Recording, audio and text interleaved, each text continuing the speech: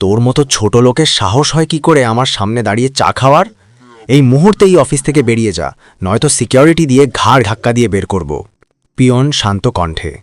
Sir, আজ আমি চলে গেলে কাল হয়তো এই অফিসটাই আপনার থাকবে না। শহরের নামকরা আইটি কোম্পানির বস আরমান সাহেব। টাকার ক্ষমতার দাপটে তিনি মানুষকে মানুষই মনে করেন না। বিশেষ করে অফিসের বৃদ্ধ পিয়ন কাশিম চাচার উপর তিনি সবসময় খড়গহস্ত। একদিন বড় একটা মিটিং চলছে। আরমান সাহেব বিদেশি ক্লায়েন্টের সামনে নিজেকে জাহির করছেন। ঠিক তখন কাশিম চাচা ভুল করে এক গ্লাস পানি টেবিলে ফেলে দেন।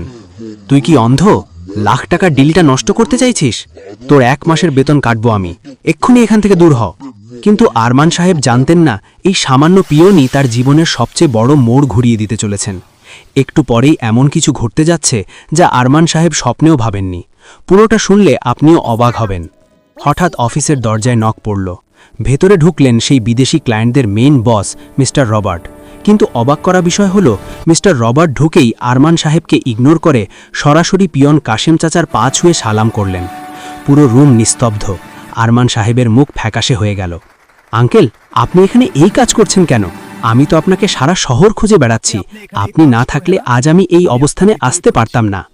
আসলে কাশেম চাচা ছিলেন এক সময়কার বিশাল বড় ব্যবসায়ী, যিনি নিজের সব সম্পত্তি গরিবদের দান করে দিয়ে শেষ বয়সে একটু সাধারণ জীবনযাপন করছিলেন।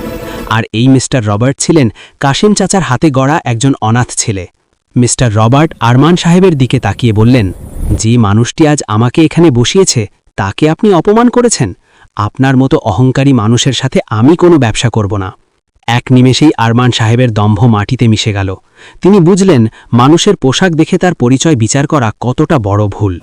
সবসময় এরকম ভিডিও পেতে চ্যানেলটি সাবস্ক্রাইব করে রাখুন। আর ভিডিওটি ভালো লাগলে একটি লাইক ও কমেন্ট করে আপনার মতামত জানান। ভিডিওটি দেখার জন্য ধন্যবাদ।